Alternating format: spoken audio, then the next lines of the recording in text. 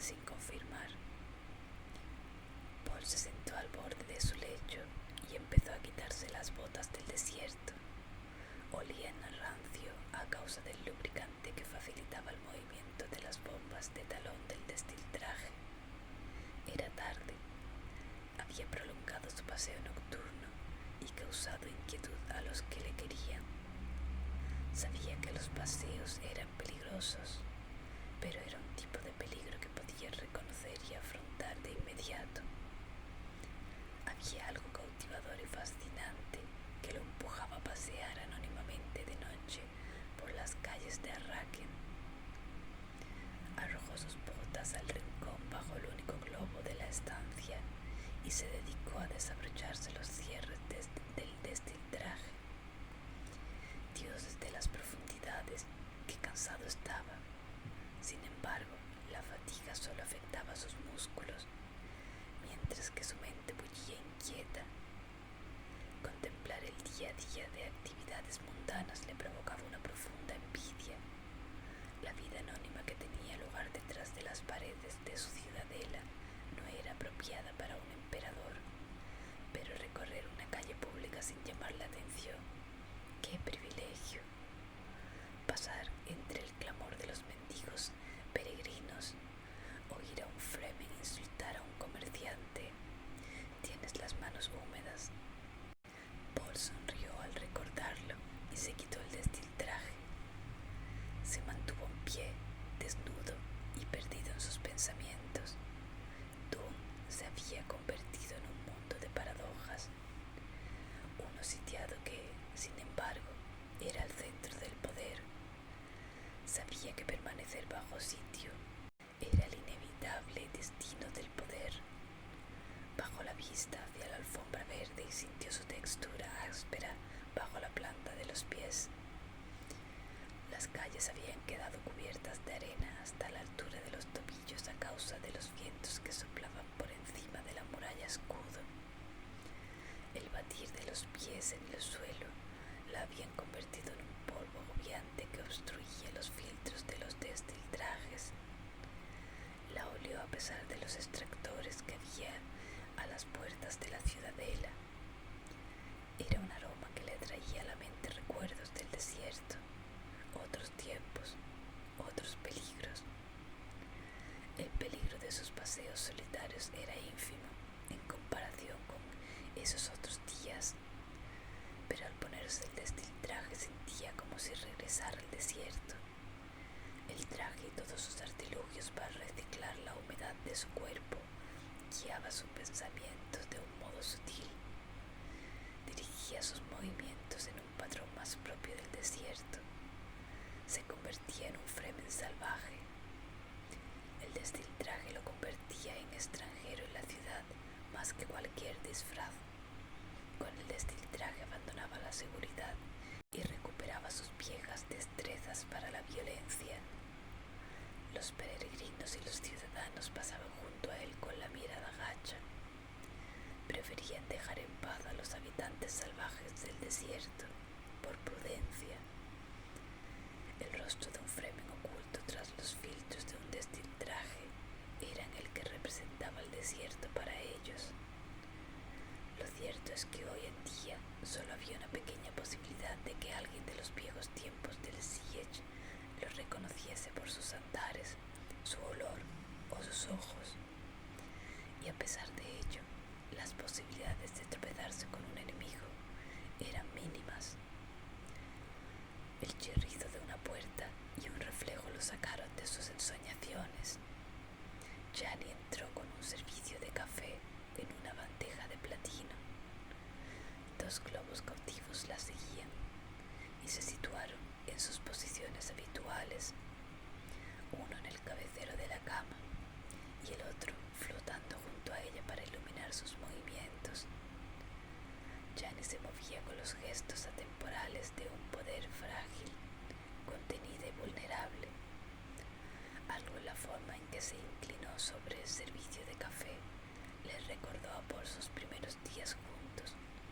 Sus rasgos seguían siendo enjutos, sin que se apreciara cambio alguno pese al transcurrir de los años.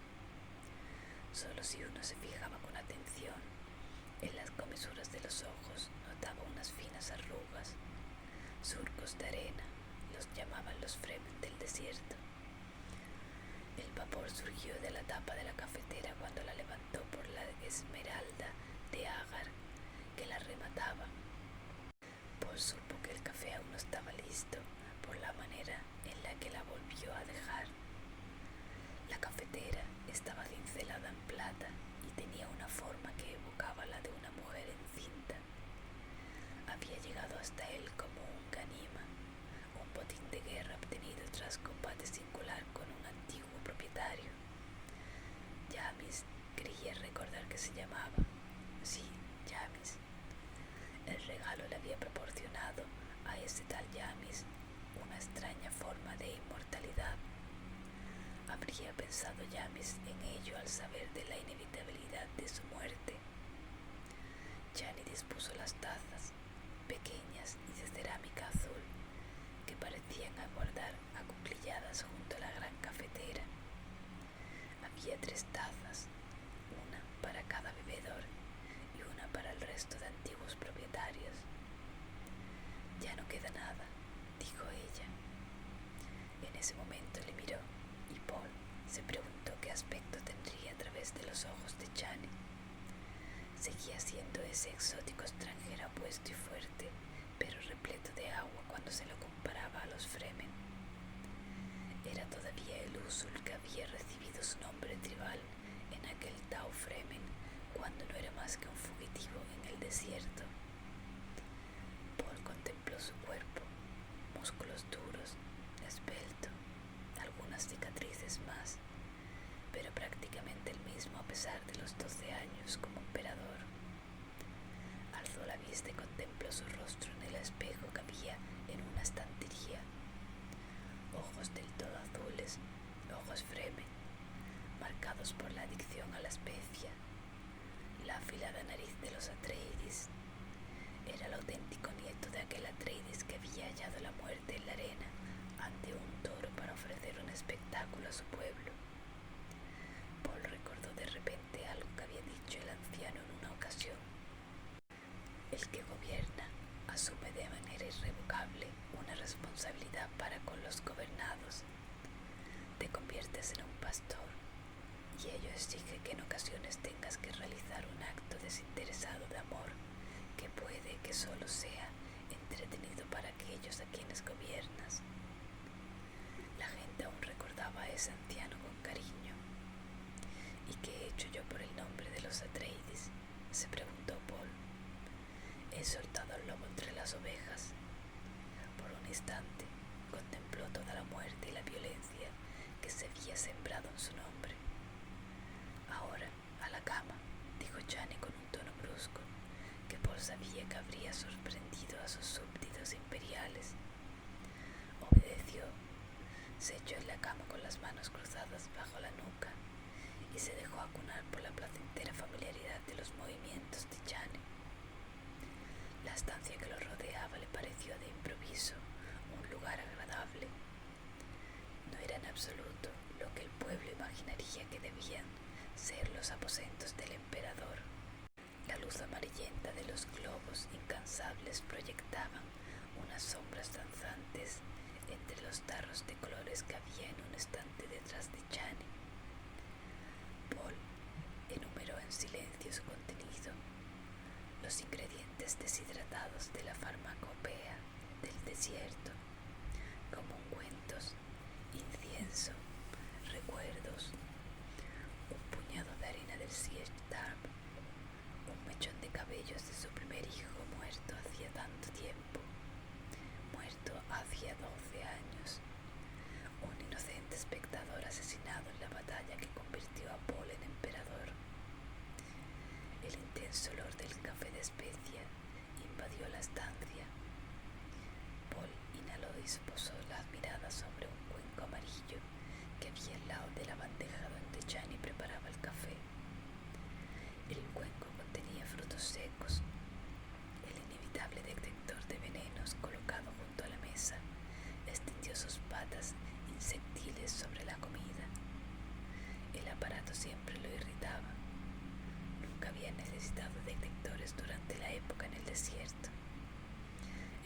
Está listo, dijo Chani.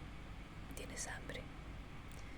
Su irritado no se confundió en el silbido estruendoso de un crucero cargado de especia que ascendía a los cielos desde las afueras de Arrakeen.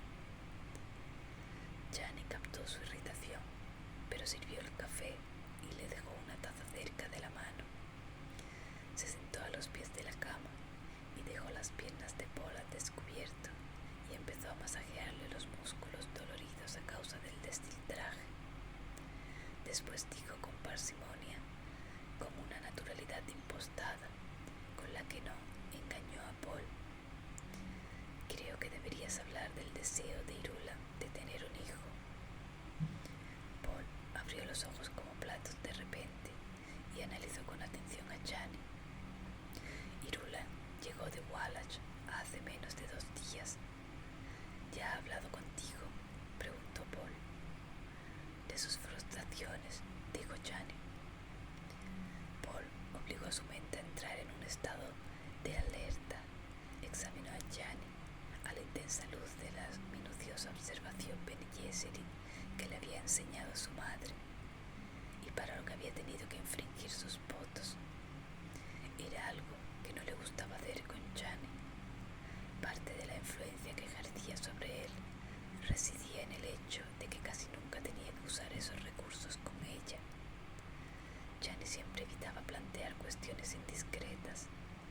Mantenía sus costumbres de cortesía fremen. Las preguntas que le hacían eran más bien prácticas. Lo que interesaba a Chani eran los hechos que concernían a la posición de su hombre, su influencia en el consejo, la lealtad de sus legiones, las capacidades y talentos de sus aliados. Su memoria albergaba un catálogo de nombres y detalles clasificados y correlacionados. Era capaz de recitar las mayores debilidades de todos sus adversarios conocidos, las disposiciones más probables de los ejércitos enemigos, los planes de batalla de sus jefes militares, el estado y las capacidades de producción de las industrias básicas. Entonces, ¿por qué preguntaba ahora por Irula?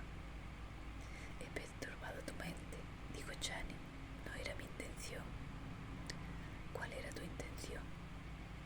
Ella sonrió con timidez y le mantuvo la mirada.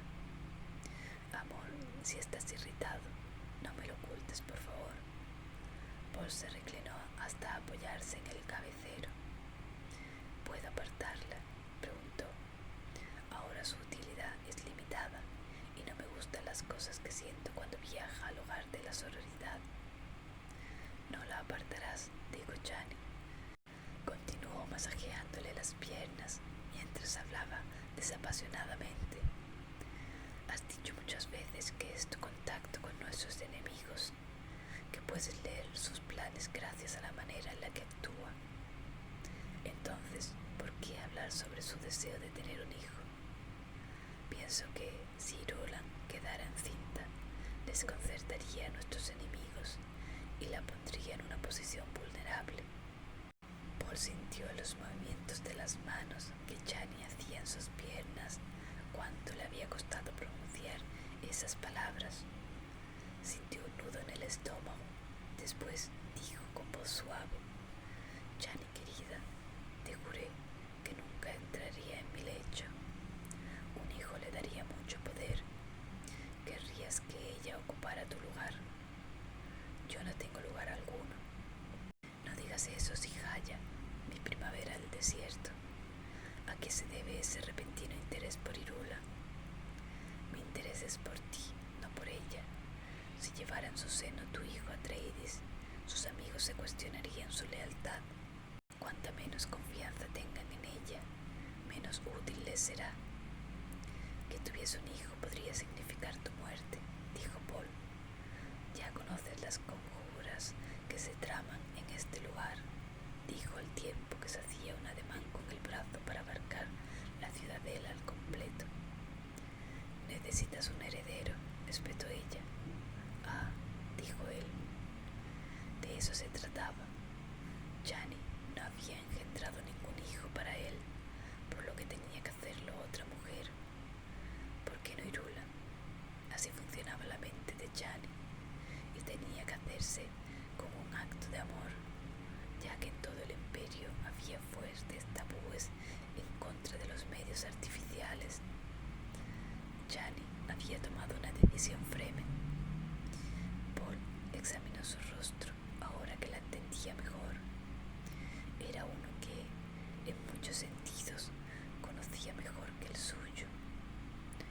Lo había visto cargado de pasión, en la ternura propia del sueño, y también inundado de miedo, rabia y aflicción.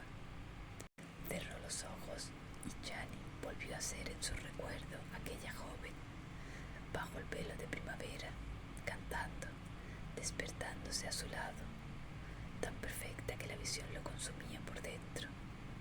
Sonreía en sus recuerdos, al principio con timidez, pero luego con renuencia, como si luchara contra la visión y anhelara escapar. Paul notó la boca seca, olió por unos instantes el humo de un futuro devastado y oyó como la voz de otro tipo de visión le ordenaba retirarse, retirarse, retirarse. Las visiones proféticas habían sondeado la eternidad desde hacía mucho tiempo, captado retazos de idiomas desconocidos, escuchado piedras y carnes que no eran las suyas. Desde el día de su primer encuentro con la terrible finalidad, había observado una y otra vez el futuro con la esperanza de encontrar la paz. Existía un camino, por supuesto, lo conocía de memoria sin llegar a conocer a fondo, un futuro que se repetía e inflexible en sus instrucciones. Retirarse, retirarse, retirarse. Paul abrió los ojos y vio la determinación en el rostro de Chani.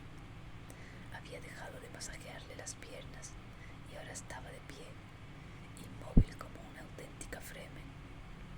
Sus rasgos seguían destacando bajo el pañuelo Nezoni azul que llevaba a menudo sobre los cabellos en la intimidad de sus aposentos, pero también hacía gala de una máscara de decisión muy firme, de una manera de pensar antigua y ajena a él. Las mujeres Fremen habían compartido a sus hombres durante miles de años, no sin que se produjeran tensiones, pero sí con una forma de actuar que no resultaba destructiva. Ahora anidaba en ella algo más misterioso y muy propio de los Fremen. Tú eres la única que me dará un heredero que deseo, dijo Paul. ¿Has visto lo que ocurrirá?, preguntó ella, dando a entender con su énfasis que se refería a su presciencia. Como otras muchas veces, Paul se preguntó si podía llegar a explicar la susceptibilidad oracular, las innumerables líneas temporales que oscilaban ante él en una ondulante trama de posibilidades. Suspiró y se recordó recogiendo agua con las manos en un río, agitada y derramándose por debajo. Empapó su rostro en aquel recuerdo, pero como empaparse de esos futuros que se oscurecían bajo la presión de tantos y tantos oráculos. Entonces, ¿no lo has visto?, dijo Chani. Paul se preguntó qué podía revelarle esa visión de futuro que no le era accesible más que al precio de un esfuerzo que drenaba su vida. Solo aflicción. Tenía la sensación de que ocupaba una inhóspita zona intermedia, un lugar enorme y desolado, donde sus emociones flotaban, se mecían y eran expulsadas inexorablemente hacia el exterior. Chani le cubrió las piernas y dijo: un heredero de la casa de los Atreides no es algo que puedas dejar al azar o a una mujer. Era una frase que bien podría haber pronunciado su madre, pensó Paul. Se preguntó si la dama Jessica habría estado en contacto con Chani en secreto. Su madre siempre pensaba en términos de las casas de los Atreides. Era un condicionamiento implantado en ella por la Bene Gesserit y que seguía funcionando incluso después de que ella usara sus poderes en contra de la sororidad. ¿Escuchabas cuando Irulan vino a verme hoy?, acusó él. Escuchaba, dijo ella sin mirarle. Paul centró sus recuerdos en el encuentro con Irulan. Había entrado en el salón familiar y visto un traje a medio terminar en el telar de Jane. Había notado un olor acre a gusano de arena en el lugar, un hedor enfermizo que se sobreponía al olor a canela de la melange. Alguien había esparcido esencia de especia sin transformar y dejado que se mezclara con las fibras a bases de especia de la alfombra. No era una buena combinación. La esencia de especia había disuelto las fibras. En algunos lugares habían quedado manchas oleaginosas en el plastene que indicaba el lugar en el que antes se encontraba la alfombra. Había pensado por un momento en llamar a alguien para que lo limpiara, pero Hara, la mujer de Stilgar y la mejor amiga de Jane, había entrado para anunciar la llegada de Irulan. Se había visto obligado a mantener la reunión en presencia de ese olor nauseabundo, incapaz de ignorar esa superstición de los Fremen que indicaba que los malos olores presagiaban desastres. Sara se retiró cuando entró Irulan. Bienvenida, dijo Paul. Irulan llevaba un atuendo de piel de ballena gris. Se lo cerró más aún y se llevó una mano a los cabellos. Paul vio que estaba intrigada por el tono apacible que había usado para saludarla. Las palabras irritadas que, sin duda, había preparado para el encuentro murieron en sus labios y quedaron en un recóndito hervor de segundos pensamientos. Habéis venido a informarme de que la sororidad se ha despojado de su último vestigio de moral, dijo él. ¿No es peligroso ser tan ridículo?, preguntó ella. Ser ridículo es peligroso, una discutible alianza, dijo Paul. Su renegado adiestramiento Bene Gesserit detectó que ella reprimía el impulso de retirarse. El esfuerzo le reveló un breve atisbo de miedo subyacente y supo que no le gustaba nada la tarea que le había sido asignado. Esperan demasiado de una princesa de sangre real, dijo Irulan. Irulan se emparó y a Paul le quedó claro que había quedado presa de su autocontrol. Una pesada carga, sin duda. Se preguntó por qué sus visiones prescientes no le habían mostrado atisbo alguno de ese posible futuro. Irulan se relajó poco a poco. Había llegado a la conclusión de que, por el momento, no había motivo para tener miedo ni retirarse. Habéis dejado que vuestro control del clima se reduzca a patrones primitivos, dijo mientras se frotaba los brazos por encima de la túnica. Estaba muy seco y ha tenido lugar una tormenta de arena. No vais a dejar que llueva en este lugar. No habéis venido para hablarme del clima, dijo Paul. Y en ese momento se dio cuenta de que allí había un doble sentido. Estaba intentando Irulan comunicarle algo que su entrenamiento no le permitía decir abiertamente. Parecía que sí. Llegó a la conclusión de que acababa de dejarse llevar a terrenos poco seguros y buscó la manera de volver a tierra firme. Necesito tener un hijo, dijo ella. Él negó con la cabeza. Lo necesito, espetó Irulan. Si es preciso, buscaré otro padre para mi hijo. Os seré infiel y luego os desafiaré a revelarlo. Sed lo infiel que queráis, dijo él, pero nada de hijos. ¿Cómo pensáis detenerme? Con una sonrisa de extrema amabilidad, Paul dijo: os haré estrangular si es preciso. Un silencio propio de la sorpresa se apoderó por unos instantes de ella, y Paul sintió como Jane los escuchaba tras los gruesos cortinajes que conducían a sus aposentos privados. Soy vuestra esposa, susurró Irulan. No juguéis a esos juegos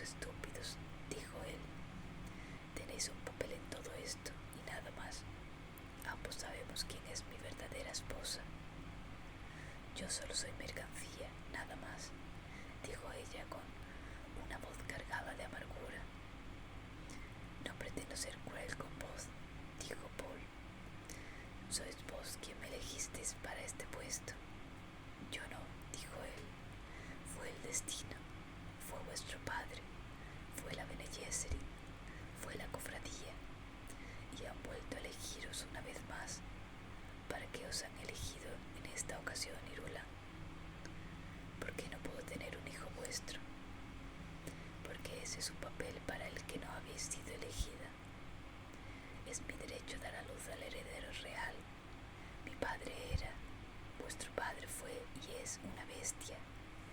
Ambos sabemos que había perdido todo el contacto con la humanidad que se suponía que tenía que gobernar y proteger.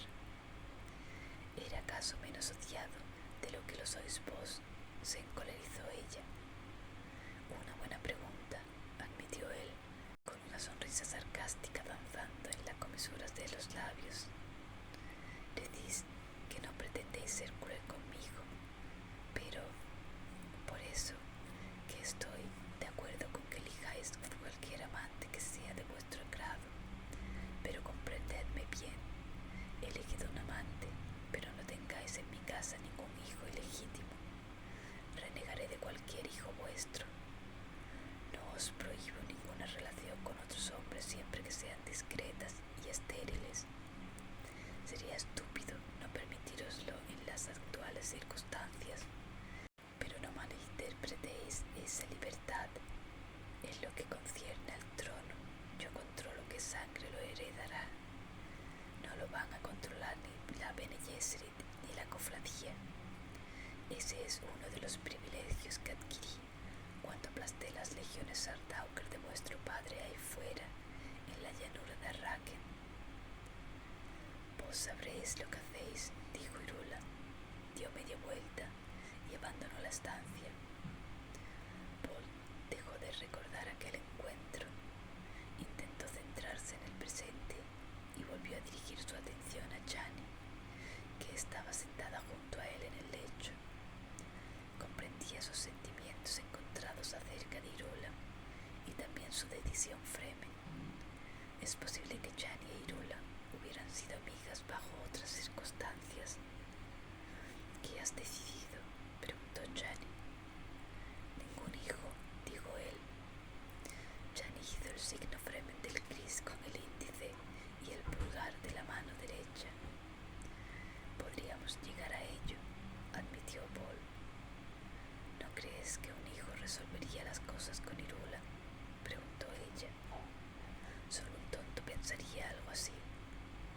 Yo no soy ninguna tonta, mi amor. La cólera se apoderó de él.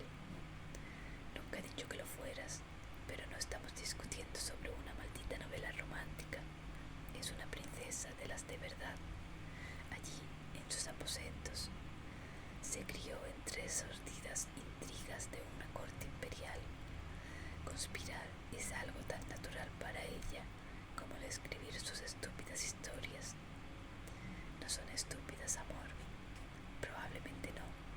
Controló su irritación y tomó las manos de Chani entre las suyas. Lo siento, pero esa mujer está llena de conjuras, conjuras dentro de conjuras. Si cedes en una de sus ambiciones, inmediatamente te presentará otra. Chani dijo con voz apacible: ¿No te lo he dicho yo siempre? Sí, claro que me lo has dicho. La miró fijamente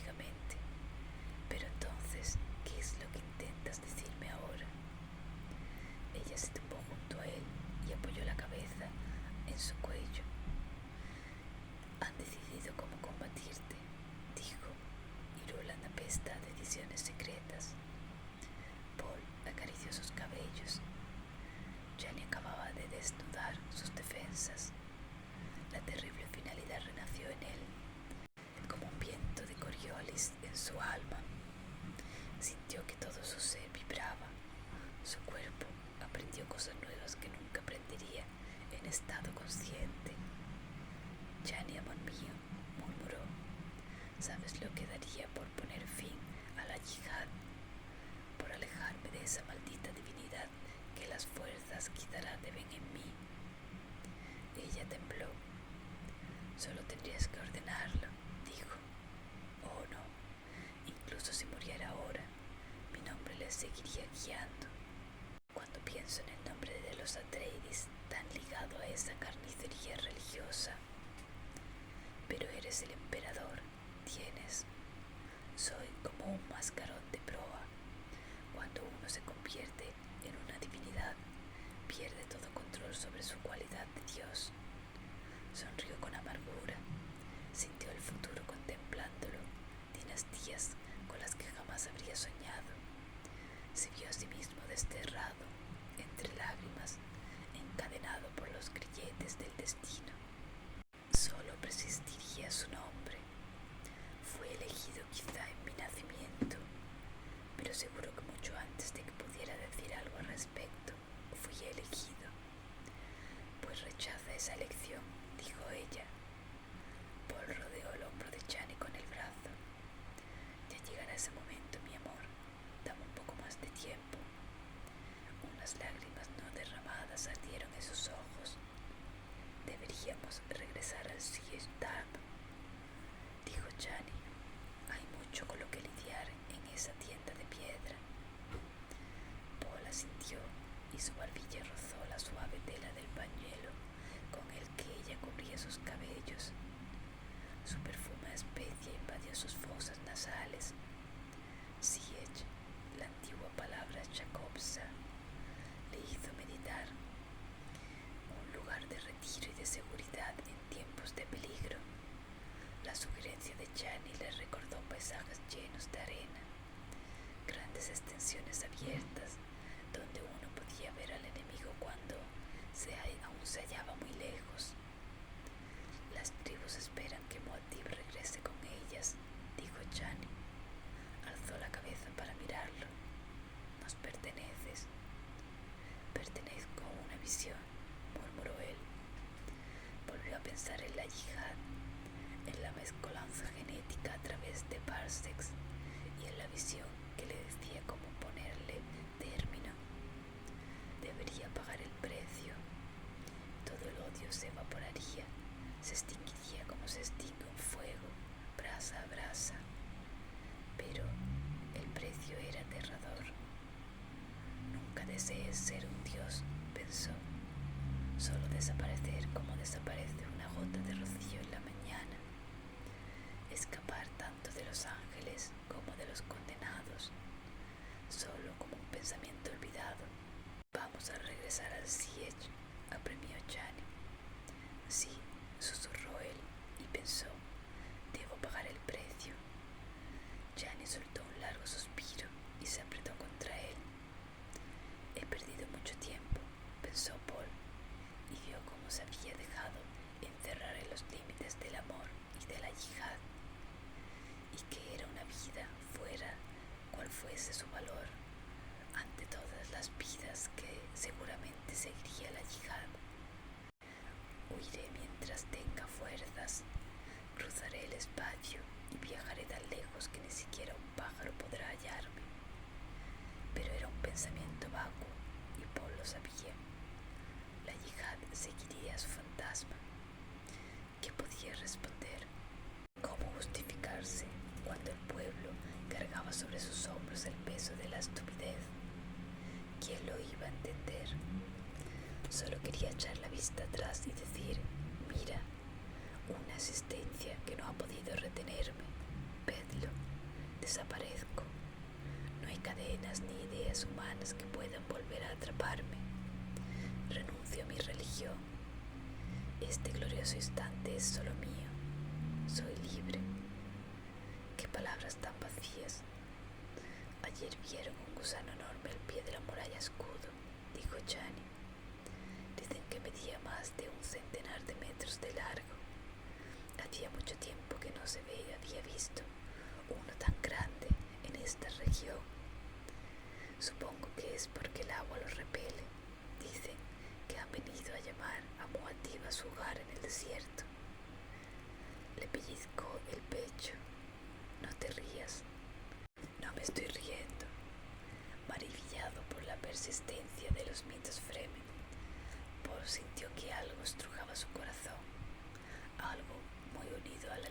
su existencia. El abad, la memoria que exige, recordó su habitación de niño en Caladan. Hacía mucho, una noche oscura en la estancia de piedra. Una visión había sido uno de sus primeros momentos prescientes. Sintió como su mente se zambullía en la visión y la vio otra vez a través de las brumas de sus recuerdos. Una visión dentro de una visión. Una hilera de Fremen con túnicas llenas de polvo desfilaban por una garganta de rocas altas. Acarreaban un enorme fardo envuelto en tela. Y Paul se oyó a sí mismo decir en la visión: era algo muy dulce, pero tú eras lo más dulce de todo. El abad lo liberó. Estás muy callado, susurró Chani. ¿Qué ocurre? Paul se estremeció, se incorporó y apartó el rostro. Estás irritado porque he ido al borde del desierto, dijo Chani. Él negó con la cabeza sin decir nada.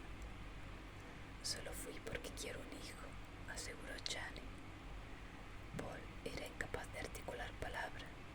Se sentía consumido por la fuerza brutal de esa visión anterior, la terrible finalidad. En ese momento toda su vida era como una rama que vibraba tras la partida de un pájaro, y ese pájaro era la oportunidad, el libre albedrío. He sucumbido a la tentación del oráculo, pensó, y sintió que al sucumbir a esa tentación se había centrado en una sola línea de su vida. Se preguntó si sería posible que el oráculo no predijese el futuro, si sería posible que en realidad lo creara. Había él dejado expuesta su vida en una telaraña de posibilidades y quedado atrapado en esa antigua conciencia, víctima de un futuro con forma de araña que avanzaba ahora hacia él, chasqueando sus terribles mandíbulas. Recordó de repente un axioma Bene Gesserit: usar la fuerza bruta es volverse infinitamente vulnerable a las fuerzas superiores. Sé que te irrita, dijo Chani al tiempo que le tocaba el brazo. Es cierto que las tribus han revivido los antiguos ritos y los sacrificios cruentos, pero yo no los comparto. Paul inhaló profunda y temblorosamente. El torrente de su visión se disipó para dar paso a un profundo y tranquilo lugar donde las corrientes se movían con una energía absorbente que no estaba a su alcance. Por favor, suplicó Chani, quiero un hijo. Nuestro hijo, tan terrible es. Paul acarició el brazo en respuesta a su caricia y la apartó. Salió del techo, apagó los globos, se dirigió hacia la ventana balaustrada y abrió los cortinajes. El desierto profundo no llegaba hasta allí, pero sí sus olores. Una pared sin ventanas se alzaba ante él en la noche. La luz de la luna se proyectaba inclinada en el jardín cercano, lleno de árboles, centinelas, hojas anchas y húmedo follaje. Vio un estanque que reflejaba las estrellas entre las hojas, motas de un blanquecino brillo floral entre las sombras. Por un momento vio el mismo jardín con ojos Fremen, ajeno, amenazador, peligroso en su abundancia de agua. Pensó en los vendedores de agua cuya forma de vida habían hecho desaparecer gracias a su prodigalidad. Lo odiaban. Había matado el pasado y había otros que también lo odiaban por cambiar las viejas costumbres, incluso los que habían mendigado por unas monedas para comprar la preciada agua. La resistencia humana se incrementaba a medida que el esquema ecológico dictado por Muad'Dib remodelaba el planeta. Se preguntó si no habría sido demasiado presuntuoso al pensar que podía remodelar todo un planeta y decidir dónde y cómo crecía todo. Aunque tuviese éxito, ¿qué sería del resto del universo? Temería recibir un trato igual